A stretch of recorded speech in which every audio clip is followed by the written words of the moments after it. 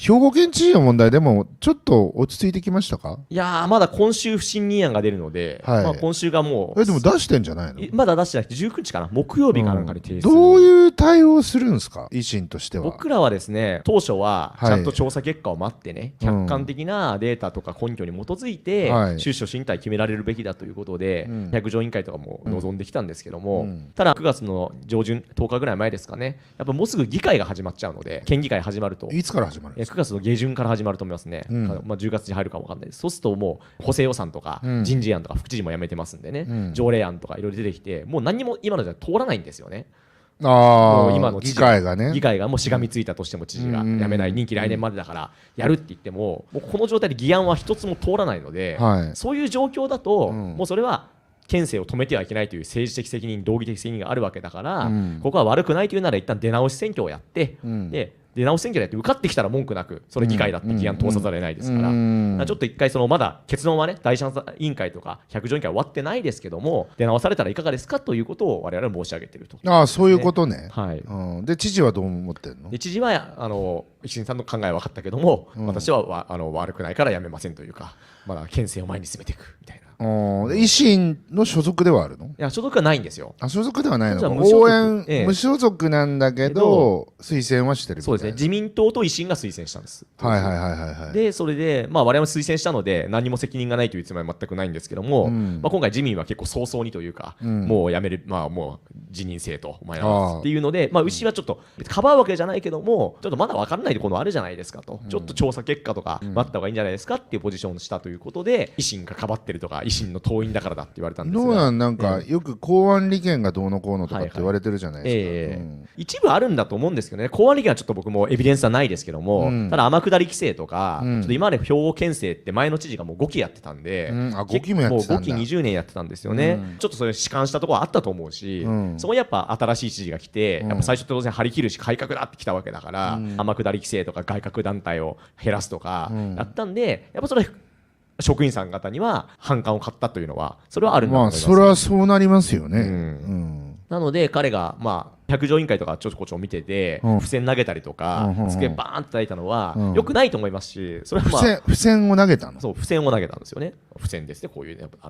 タッとやつ、ちっちゃいやつだと思うんですけども、それをまあ怒ってこう投げて、でアクリル板が当時はあったらしくて、そこにパーンって貼り付いたみたいなことはまああったということは本人も認めていて、でおそらくですけど、まあでもさ、別にさ、それ自体はさ、よくはないけどさ、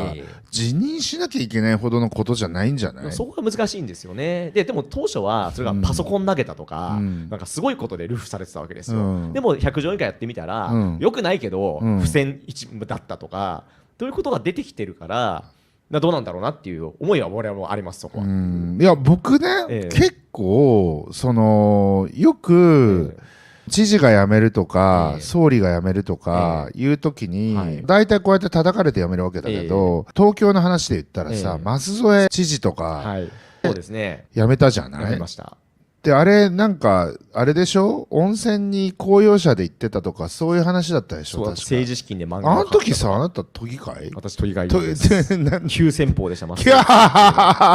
鋒でございました。どうよ。いやね、でも今思えばですよ、自民党の裏金問題とかに比べたら、松田さんご自身で言ってますけども、全然違法でもないし、こういうやつ使い方はあんまり良くなかったかもしれないけども、一応自宅というか別荘があったわけだから、そこに帰るっていう自由も選択肢もあるし、クレヨンしんちゃんの漫画買ったとか、でも別に隠したわけじゃなくて政治資金で計上したからバレたわけであって、裏金作ったわけでもないので、そこはやっぱりもう感情というか、やっぱりそんなんでいいのかみたいな。だって、そのさ、クレヨンしんちゃんを買ったとかっつったらさ、NHK 党の立花さんなんかキャバクラ行ってるからね。そうですね。あれは偽悪的にもう完全に確信犯で確信してやってますからね、あれはね。煽ることを思って。夜の街を視察に行ってますみたいな。政治資金に定義はないので、何を使っても基本的には法律上はいいんですよね。ただ世論が許さなかったっていう当時の状況。これはやっぱ似て、おっしゃるように似ていて、パワハラかどうかの認定はまだされてないし、良くないけどそれやめるほどのことかねみたいなことの小さな積み重ねというか、小さかどうかちょっと人次第ですけども、ただ今世論としてはやっぱりもう彼は斉藤知事はもうダメだと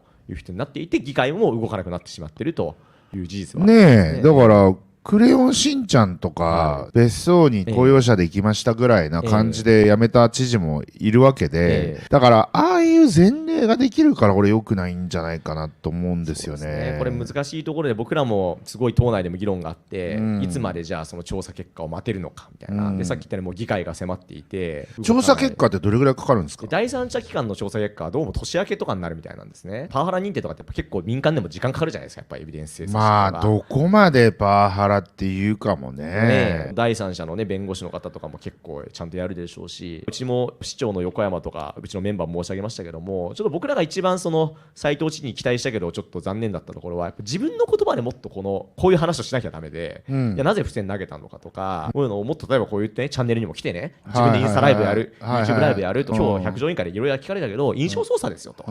僕はこういう思いでちょっと確かにヒートアップをしたけども、でも職員がサボタージュをしてね、僕が来た時に全然改革をやらなかったんだと、叱咤激励をしていて、ちょっと付箋投げたりとあったかもしれないけども、その思いは分かってほしいとか、ちょっとその程度だったら選挙で信を問えばいいぐらいの話だよね。今すぐやめなきゃどうかっていうと、っていうで、そのなんか自殺者が出てる問題ってよく分かんないんですけど、ちょっと教えてもらいたいんですけど、どうなんですか？そういった知事がパワハラしてるとか、おねだりして贈答品をたくさんもらって自分で家に持って帰ってるみたいな、この内部告発文書みたいなのを書いた職員さんがいたんですね。知事は怪文書って言ってましたけども、町内とかマスコミとかにばらまいたと、でそれを作った人がどっかの局長クラスの方だったんですけども、それは彼が書いたということがバレて、でもありえないということで、徹底調査をしろということで、副知事を送って聞き取りとかをかなり詰めた聞き取りをして処分だということをして、詰めていったところ、彼は最後は自殺者自ら命を絶たれてしまったわけですね。そこでやっぱり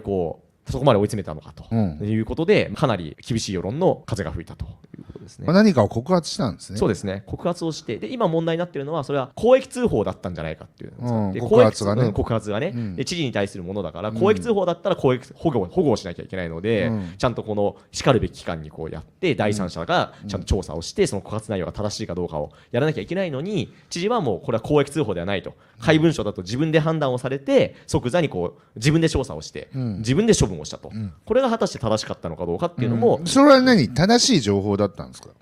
怪文書と言われるものの中身は不正確なものが相当あったというふうに思いますね。ああ、なるほどね、それは客観的に第三者が見ても不正確なものは結構あったと思うし、やっぱりこの百条委員会とか、まだ第三者の結論出てないですけども、今議論見てても明確に否定されたものっていうのはもう中にあると思いますね。なるほどね、だからまだちょっとわからないんだね。だから最後の最後はやっぱりまだわからないっていうのは正直なステータスだとは思いますね。ただ先ほど言った付箋投げたとか机をバーンって叩いたことがあるとかはご自身も認めているので、そういうことはあったんだろうというふうに思いますね。机バンぐらい叩くけどね俺も堀江さんの世代とか僕の世代はまだ残ってる40代とか50代ぐらいは。でも今本当ホワイトですからね、10代20代とかは。机ああ、そう大変だな。そうですよ。もう昔はケツ蹴り上げたりとかねしてた世代でしょうけど、いやケツは蹴り上げてないですよ机版ぐらいです。机版ぐらいですか？はい、付箋投げつけるぐらい。付箋投げつけるぐらい、痛くないものをね。その直接人には投げつけない、その辺にね、その点はやりますけどね。なるほどね、なるほどな。確かにな。でも難しい。だからもう本人が発信して、でもこれからも不信任は出ることは確定してるんですよ。これはもう維新が出そうが賛成しようが出そうが出すまいがというか、不信任案が出るとどうなるんですか？それと議会を解散するか、自分が失職するかの2つしかないんですね。議会解散するとどうなるんですか？で県議会選挙行われて、選挙やるじゃないですか。戻ってきたメンバーが、もう一回不信任出して、それが過半数で可決されると、もうあとは失職するしかないと。1回は私は正しいんだと、議会が悪いって言って解散させて、その戻ってきた議会がいやいややっぱお前悪いよねって言われたら、もう一発アウトなんですね。で今もう全会派全県議会議員が不信任に賛成するって言ってるので、要はどんな結果になろうとも過半数は絶対反知事派が戻ってくるわけなんで、なるほど、もう新党を立ち上げて、知事新党で過半数取るしか彼は生き残る道はないんですよ。じゃあきついじゃん。きついと思います。でその努力をされてるのかなというと、自分で発信したりとか、僕は悪くないから徹底的にやると、で候補者も全部擁立するっていう構えを見せるなら一つの筋だと思うんですけども、そういうご努力はされてないので、それだったら本当にいやもう結果分かってて解散させちゃって、戻ってきた人が同じ会派構成が戻ってくるんだから、それ終わりだからそうですよね、意味がないんじゃないのって私は今のとこ積んでますよね。今のとこ積んでは自分がどうですか、立候補し直すしかない。それもありますね。議会解散じゃなくてやめて、でも私は間違ってないと思うから、一旦は出直すけども私が立候補しますっていうのは、それはもうありだと思います。で僕らはそれを一番逆に言うとそれしかないんじゃないですか。思いますけどね。前回はなんで勝ったんですか。5期20年やった方が引退ということで、はい、後継指名をして去ろうとしたんですけども、はい、やっぱその長期政権の停滞とか、後継指名するってことじゃちょっと古い政治観があるじゃないですか。いわゆる自民党内でも改革派みたいな人たちがいて、もうちょっとその20年の県政そのまましちゃダメだと、新しい人外から持ってこよう。なるほど。自民党も割れたんですよね。自民党が割れて、でその割れた自民党と維新が新しい支持を誕生させようということでやって、自民党は分裂選挙になったっていうのがあって、斉藤さんが勝利したと。斉藤さんはもともと何の人だったんですか。総務省の官僚さんです、ね。あ、そうなんですね。で大阪でもお仕事してて、大阪府に出向してて、そこで財務課長とかやっていたっていうのもあって、維新とのつながりがそこでもあって、吉村さんとも仕事をしてたと。なるほどなるほど。それがまた維新の人なんですかって言われる要因でもあるんですけども、党員ではないんですが、確かに維新不正の下で財政課長をやって、で総務省戻ってまた選挙。まあでもそれは結構きついんじゃないかな。まあどういうその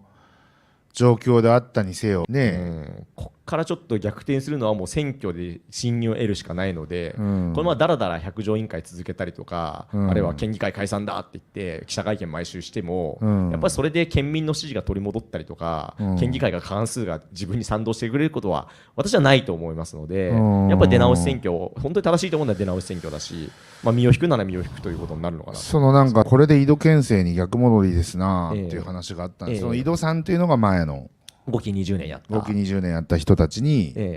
まだなんかそっちの力が盛り返してくるんじゃないですか。そうですね。なんかね、今回の件もやっぱり斉藤さんがどこまでって分かんないですけども、やっぱりこの昔、要は井戸県政でメインになってた公務員の方々っていうのはもうすごく不満が溜まっていて、もう斉藤が来てからもう全てうまくいかなくなったと、斉藤をなんとか引きずり下ろせみたいな方々がいたっていう話も側分しますんで、やっぱそういう力関係でその怪文書巻いたりとか、県庁でアンケートを取って、斉藤さん評価ってかなりボロクソではあったんですけども、かなり批判が多くて、それは井戸さんの時代でも5期20年そこでもやってきた人たちがやっぱもう斉藤さんが嫌でしょうがなかったというところで、そういう動きをしているっていうのは、それは事実一定程度あるんだろうなというのは思いますけどね。なるほどね。それはじゃあ結局百条委員会は何も出てこなかったんですか。いくつか知事が自分で認めたことっていうのは出てきたのと、その不正とかねなぜ車止めを突破して向こうに行こうとしたのかとか、そういう理由は、どうでもいい、それはどうでもいいですね。であと公益通報には当たるんじゃないかみたいな話は、呼んだ専門家、百条委員会に呼んだ専門家は、いや公益通報に当たるんじゃないかって証言したりとか、いやいや当たらないんじゃないかって意見も出たりとか、そこはでも本当最後に公益通報って消費者庁が管轄してるんですけども、僕も当然消費者庁に問い合わせするんですけども、何かあって個別案件は分からんと、最後は司法が決めて裁判することだから分かりませんということなんで、百条委員会で決着が白黒つくようなものじゃないので、ちょっとそこはもうまだ分からない。なるほどね。どうなるかというと、新しい知事が